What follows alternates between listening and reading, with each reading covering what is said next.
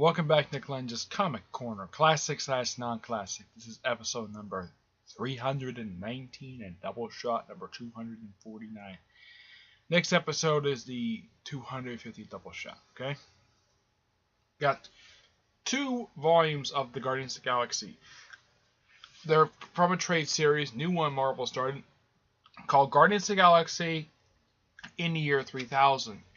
And it was this group they introduced Yondu, the guy played by Mickey Rourke in Guardians of the Galaxy. And I don't think he's in this book here. No, I don't believe he is. If you want to know what the guy looks like, in case you're wondering, did he show up a lot in this series? The answer is no, he never did. As a matter of fact, his appearances were very, very rare. Also, this happens in this book. Like, hold on, isn't that Wolverine's skeleton? And why is he fighting sort of a female version of himself? Well, it's explained that apparently Dr. Doom killed Wolverine, took his brain out of his adamantium skeleton, and put his own brain in his adamantium skeleton, and put his armor around it. Oh yeah, and he apparently broke off one of Wolverine's claws and gave it to his descendant Rector, who was a member of the Galactic Guardians. They're a spin-off group of Guardians formed by Mandrix. I don't remember the guy's name, but it's comprised of people who are like the Guardians. And plus, one thing nice about this series is that it has many nods to, at the time, current continuity. Now, somebody wondering, who the heck is this guy in the cover with Cap's shield? His name is Vance Astruc. Now, somebody thinking, that name sounds a little bit familiar. Isn't he supposed to be on New Warriors at this point? And this book came out in the 90s, in case you're wondering. Yes, this is Vance Astruc, but that's not that Vance Astruc. This was the one that was introduced back in the 60s. The one that's part of the New Warriors. He was introduced in the 70s in the pages of the Defenders during a storyline with these Guardians of the Galaxy guest starred in. And originally, this guy was trapped in a silver suit. He got sort of semi-cured by it, and now he's wearing a variant of the Captain America suit. Now, who are these other characters? This is Charlie 27. This is Nikki Gold. And there's a couple other characters. I think this is, the guy on the far right, his name is supposed to be Starhawk. Yeah. Now, with this book, the storyline with this book is simply the Guardians versus a futuristic Doctor Doom. That's simply the storyline for this one. And this book contains Guardians of the Galaxy, Volume 1, issues 30-39, and number 3, and material from Marvel Comics Presents 134, which is a story that features Vance Astruc, aka Major Victory, who also showed up in the second volume of the series, but it was a different version of him. Now, this is written by Michael Gallinger and Mario Nicieza, I think that's how you pronounce his name. Jim Valentino left the book after the first 20 issues, so they said to give new writers. Now, why is this not called Guardians of the Galaxy by these people? Well, I guess in the year 3000, just to differentiate it from the present-day Guardians group, which is the one that was used for the movie. This has nothing to do with the movie. It just has just Guardians name only. But here's the thing: this organization was formed back in 1969, and the fact that one that people were more familiar with, the present incarnation, that was formed in 2008 by Dan Abnett and Annie Lanning, who were no longer writing together. Dan Abbott's by himself, by the way. This is now, Dan Abbott did write this version of the Guardians, though it's a slightly different, like either before or after this. I'm not really sure. But at some point, let's see if I can find him. The originally of the Guardians, it's let's see, where is he? It's this guy right here, the guy who's in diamond form, who is basically in the background. He at one point was the leader of the Guardians, and then he had with Vance Astruc, which Charlie 27 briefly took over to attack the Badoon. Now, in the previous trade, in the Guardians of the Galaxy by Jim Valentino Volume 3, It featured a very forgotten incarnation of the Master of Evil, led by Dr. Octopus, aka Doc Ock. That incarnation is very much forgotten because nobody talks about this incarnation at all because, well, they didn't fight the Avengers or Thunderbolts. Oh no, they fought the Guardians, who were actually in the present at that point. Yeah, this version of the Guardians loves the time travel. And there's reference in here and even next book that this is in a different universe. It was basically retconned different universe thanks to Marvel 2-1-6 and one of her early appearances, which was collected in these two trades right here. Guardians of the Galaxy, Tomorrow's Avengers Volumes 1 and 2, which collected their spotlight years from the late 60s up until the early 90s. This book series, which is, I think is like one book, but this is just Volume 1. It's awesome. I do recommend reading the Tomorrow's Avengers first to understand these characters. Now, overall, you got to read about 9 trades to understand these guys. But basically, Marvel has been doing something that DC has not been doing. Collecting a series that, well, or at least incarnation, many people have probably never heard of before. So, now, my pastor, who stopped reading comics after the late 70s, he's heard of this incarnation. He never read this series, though, but he has never heard of the present incarnation of the Guardians at all. I had to explain it to him because he stopped reading comics after the late 70s. He is very familiar with this incarnation. So, yeah. I'm familiar with this incarnation thanks to reading actually the individual issues. And I do praise Marvel for actually doing it. Collecting a series not people let me know about. Oh, here's Yondu right here. That's his comic incarnation. His movie counterpart is completely different. This book is good. Also, female Starhawk. Yeah, that happens in here. 9 out of 10. I don't want to spoil too much this because this series is just awesome.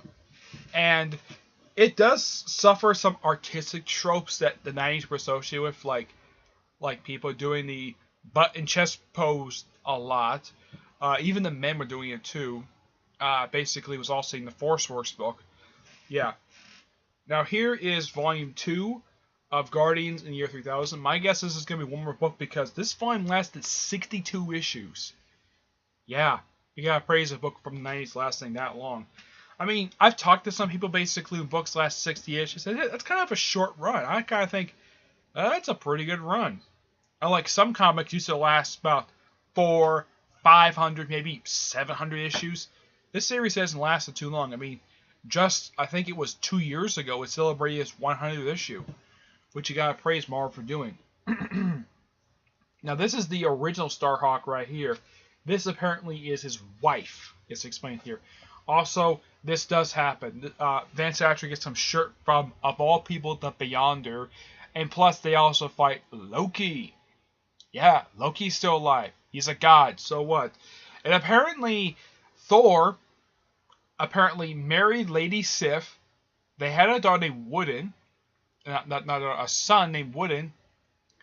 And apparently, at a crucial moment during a critical battle, while Thor couldn't give up the life of battle, basically he was recalled from battle by his own father, Odin, and apparently the guy had gotten drunk, and apparently he one time slapped Lady Sif, and that slap basically deemed him unworthy. So basically he was running around with a fake hammer. Also, apparently, thanks to his drinking and lots of eating, he apparently had put on some weight. So his son, Wooden, became the new god of thunder in this awesome costume. Let's see if I can find it here.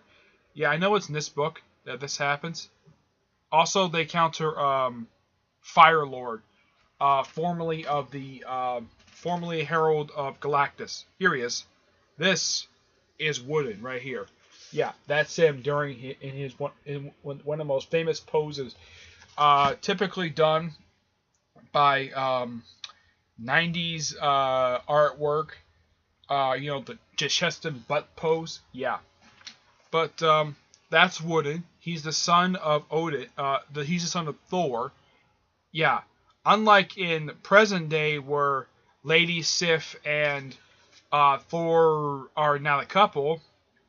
As a matter of fact, it's completely unknown who Lady Sif is seeing because Marvel barely uses her nowadays.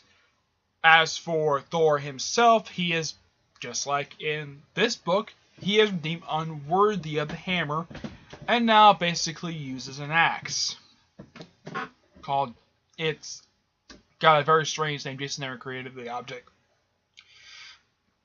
But also in the Unworthy Thor series, which the first issue came out, he apparently wants to get his hands on the Ultimate Thor's hammer.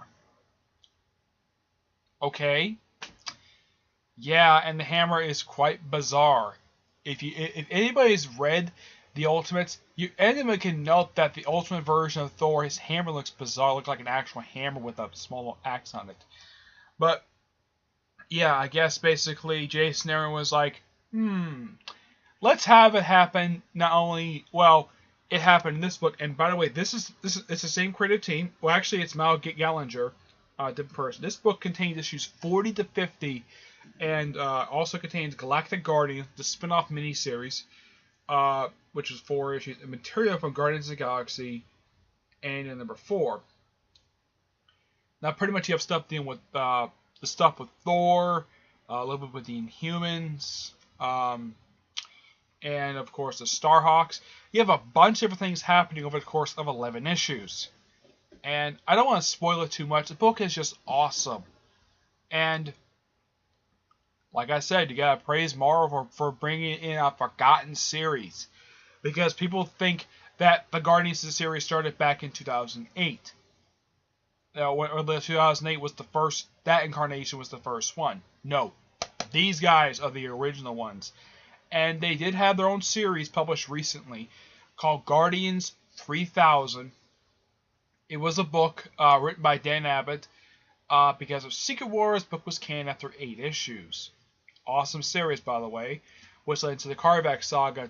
I think it was 2 issues, I believe it was. Yes, I think it was like 2, 3 issues. Might have been 4. Also, Simon Williams is alive in this continuity, and he calls himself Hollywood.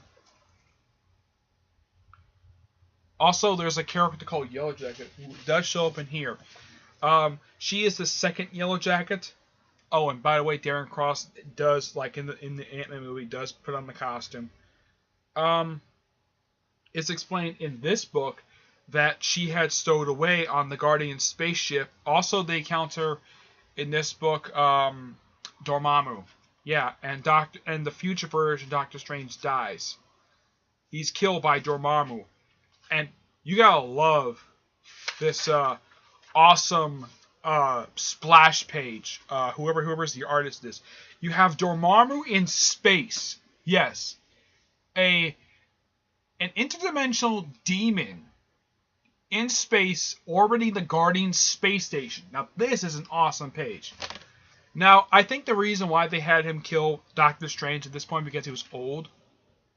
Yeah. Oh, yeah, and also the Guardians version of, let's see if I can find it here. Here we go.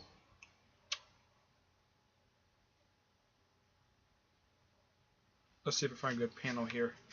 Okay, this is the female Yellow Jacket. Her real name is Rita Demara. She first showed up as a member of the Masked Singer back in the 80s. And she was a member of the Guardians, starting with this trade right here. This was starting with issue 36 up until around issue 60, because, yeah, for some reason, last couple issues became a Spotlight book.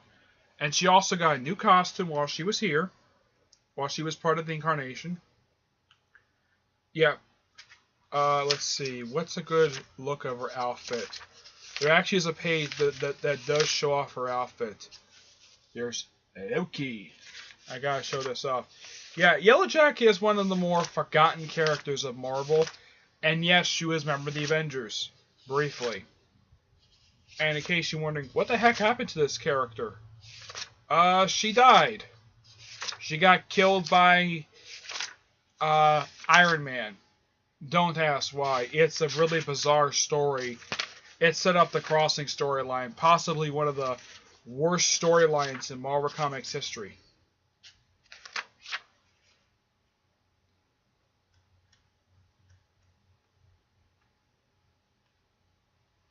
Here we go. Here's her second outfit that she wears throughout the rest of Incarnation. Yep. So basically, she stops wearing the costume that originally she stole from Hank Pym and designed herself a new one, which is similar. Yeah. But, like I said, awesome series. Highly recommend getting the 3 volumes where it's Guardians of the Galaxy by Jim Steranko, these 2 books, plus Guardians of the Galaxy Tomorrow's Avengers Volumes 1 and 2. So you get the early Avengers that they reference in here. But I recommend getting those 2 books first, then the 3 Guardians of the Galaxy by Jim Valentino, and then these 2 volumes. And then pretty much you're caught up. And then after you get those 5 books, then you can get Guardians 3000, which is 2 trades, and the Guardians of Infinity trades, which I think there's 2 of them.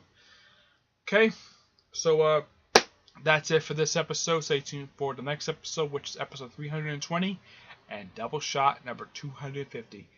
Okay, until then, I will see you there. Bye.